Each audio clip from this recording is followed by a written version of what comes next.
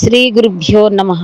మద్గురుదేవులు చినరామచంద్రయ్యార్ల వారి పాద పద్మములకు నమస్కరించుకుంటూ, శ్రీ సత్యానంద సత్యమయ్యార్ల వారికి నమస్కరించుకొని, శ్రీమద్భాగవత కృష్ణదేశకేంద్రులు వారు రచింపబడిన శక్తిద్వయ నిరాశకంబైన శుద్ధ నిర్గుణ తత్వ కాందార్థ దరువుల నుండి 9వ అధ్యాయము గురుమంత్ర ప్రతాపము నుండి 21వ కందార్థము క్రమ సంఖ్య 181. నానావిధావయవములు నానావిధ నామరూప నటనలు మాయల్ నానావిధాల ఊహలు నేనను ఎరుకందె ఇన్ని నిబిడమయ్యుండు బయలును గనత నిలువ లేకుండు నేను మేని రెండు నేనే లేకుంటే మేను లేదిది లేక నే నిలిచేదేట్లన్నీ నిబిడమయ్యుండు బయలును గనత నిలువ లేకుండు. శ్రీ గురుభ్యో నమః. ఆత్మానాత్మరచితం అచల పూర్ణోపదేశికం శ్రీ నిశ్చలానంద నారాయణ గురోర్శిష్యం శ్రీశైల వంశాంబుధిరేవ జాతం శ్రీ పరమానంద శంకరేంద్రం గురుం భజామి. మద్గురుదేవులు శ్రీ శ్రీ పరమానంద శంకర నారాయణ స్వామి వారి పాదపద్మములకు నమస్కరించుకుంటూ, శ్రీమద్భాగవత కృష్ణదేశికేంద్ర ప్రభువులచే విరచితంబైన శక్తిద్వయ నిరాశకంబైన శుద్ధ నిర్గుణ తత్వ కందార్థ ధరువులు 9వ అధ్యాయము గురుమంత్ర ప్రతాపము నుండి ఈరోజు మనము 21వ కందార్థాన్ని విచారించుకుంటున్నాము. అంటే క్రమ సంఖ్య 181. క్రిందటి కందార్థములో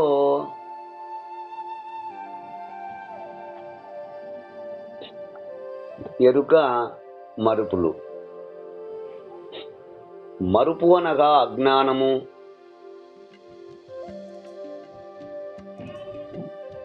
అంటే అవిద్య అనే ఉపాధి అయిన ఎరుక.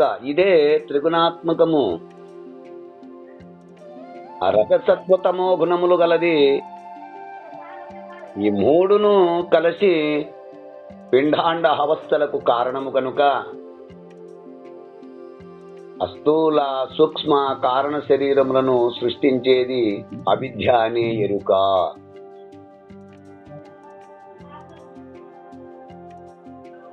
మరి ఇందలి ప్రతిబింబ చైతన్యము జ్ఞానము.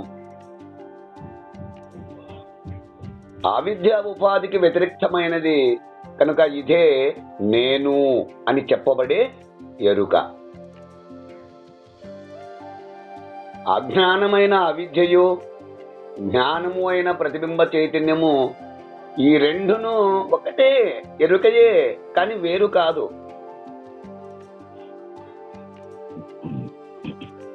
ఇట్టి జ్ఞానాజ్ఞానములు కానిది అనగా ఉపాధి రహితమైనది, అంటే ప్రతిబింబములు కానిది పరిపూర్ణ పరబ్రహ్మమనియు,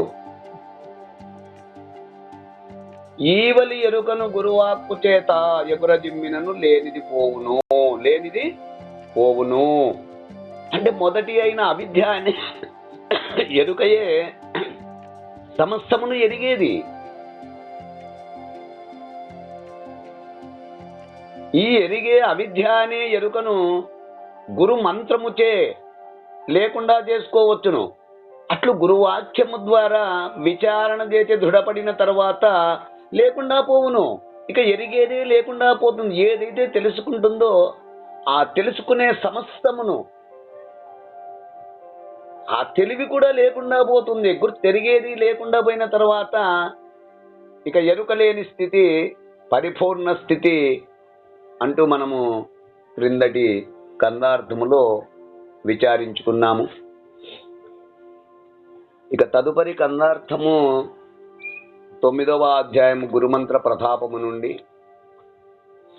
21వ కందార్థము, అంటే క్రమసంఖ్య 181, పరిపూర్ణ బోధ. నానావిధ అవయవములు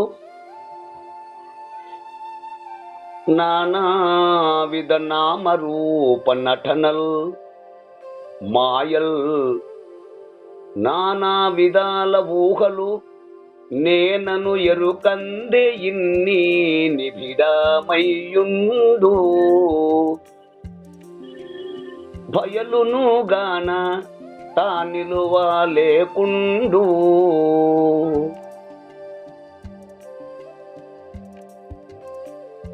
నేను మేని రెండు నేనే నే లేకుంటే మేను లేదు ఇది లేకనే నిలిచేదెట్లిన్ని నిబిడమయ్యుండు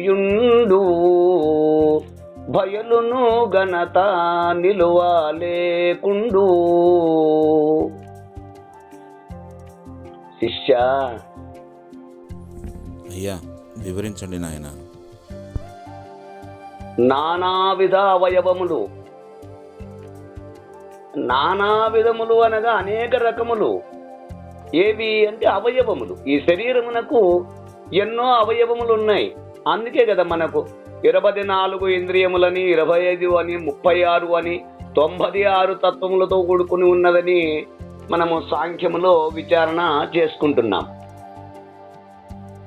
అన్ని కలిస్తే కదా ఈ శరీరం అనబడుతుంది. నానావిధ అవయవములు అంటే అంతరేంద్రియ, ప్రాణేంద్రియ, జ్ఞానేంద్రియ, విషయేంద్రియములు, కర్మేంద్రియములు అనగా ఇవన్నీ ఇంద్రియములు. అంతరేంద్రియములు, ప్రాణేంద్రియములు, జ్ఞానేంద్రియములు, విషయేంద్రియములు, అలాగే కర్మేంద్రియములు అంటే ఇవన్నీ ఇంద్రియములు కలిసి నానావిధ నామరూప నటనలు మాయల్. నానా విధములు అనగానేమిటి? భిన్న భిన్న రూపములతో కూడిన పేర్లు. నువ్వేరు నేను వేరు అంటూ వెంకటారులు వేరు, శాంతానంద వేరు, ఆ బీటీ వేరు, నేను వేరు, నారాయణమ్మ వేరు అని ఈ విధంగా మనము వేరు వేరు అంటే భిన్న భిన్న రూపములతో కూడినటువంటి పేర్లు.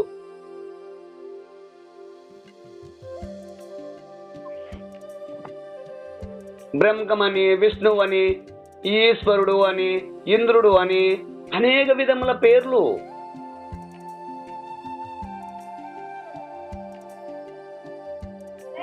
ఆ వస్తువు అంటే ఎరుకకు కూడా ఒక వస్తువు అని పేరు. నానావిధ ఊహలు, అభిన్నాభిన్న సంస్కారములు అంటే నామ రూప క్రియలు, సంకల్పములు ఇవన్నీ కూడా జన్మ పరంపర సంస్కారములు. ఇవన్నీ కూడా జన్మల సంస్కారములు, జన్మ పరంపర సంస్కారములు. అన్నీ నేనను ఎరుకయందే అంటే నేననే గుర్తెరిగే శరీరమునంది. ఇవన్నీ ఇది వరకు మనము చెప్పుకున్నవన్నీ కూడా అంతరేంద్రియములనియో ఇవన్నీ మనము ఇంద్రియాదుల పేర్లు ఏవైతే చెప్పుకున్నా అవన్నీ కూడా ఆ తెలిపినవన్నీ నిబిడమై ఉండు అంటే గర్భీకృతమై ఉండును.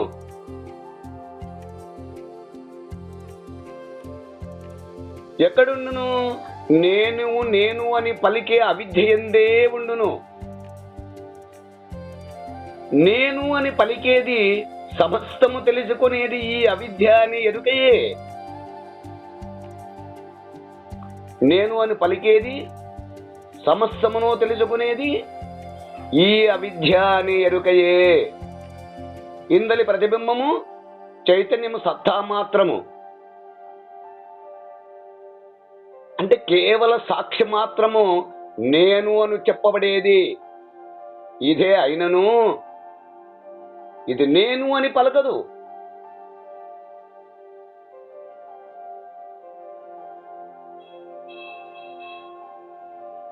నేను అను ఎరుకందే ఇన్ని నిబిడమై ఉండును. అట్టి నేను భయలును గన తా నిలువ లేకుండు. భయలును గన తా నిలువ లేకుండును. తా నిలువ లేకుండు. అస్వతహా సిద్ధమైన పరిపూర్ణమును ఉండచూచుకొని నిలువ లేకుండు. అంటే ఉన్న పరిపూర్ణమునందు గుర్తెరిగే తెలివికి అమూలము గాని స్థానము గాని లేదని దృఢపరుచుకొని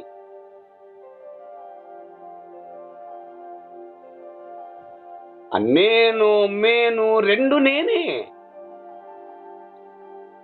నేను గుర్తెరిగే శరీరము,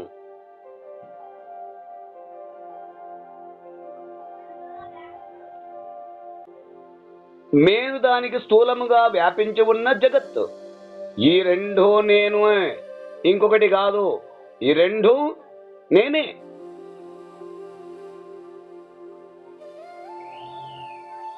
నేను మేనులు రెండు కలిసి నేనను గుర్తు ఏర్పడుతున్నది. నేను లేకుంటే మేను లేదు, మేను లేకుంటే నేను లేదు. ఆయనను రెండు నేను మేనులు అని చెప్పబడుతుంది. ఈ నేను మేనులచే ఏర్పడినదే ఈ జగత్. ఈ రెండు నేనే కలిసి నేనను గుర్తు ఏర్పడుతున్నది.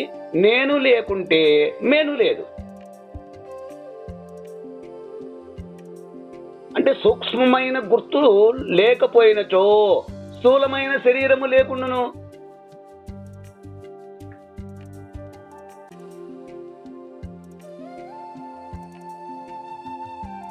ఏదేది లేక ఈ రెండూ లేకపోవట చేత నే నిలిచేదిట్లిన్ని. నేను అనే గుర్తు నిలిచేటందుకు తావు లేదు.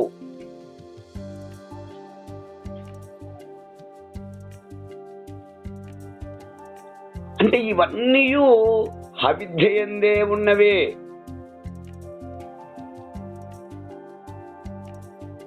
ఇదే మేను అని కూడా చెప్పబడును. అప్పుడు ప్రతిబింబ చైతన్యము నేను అనబడును. ఈ నేను మేను రెండును ఒకటి విడిచి మరొకటి ఎన్నడూ ఉండనేరవు. మేను అని చెప్పబడే నేనని పలికే అవిద్యను లేకుండా చేసుకునినచో అట్టి మేను పోతే అందరి ప్రతిబింబము కూడా లేకుండా పోవును.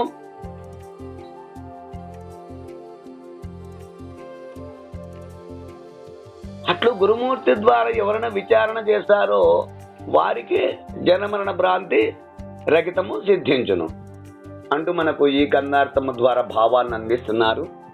ఈ కన్నార్థ భావాన్ని మీరు కూడా అందుకుంటారని కోరుకుంటూ జై గురుదేవ. జై గురుదేవ. జై గురుదేవ.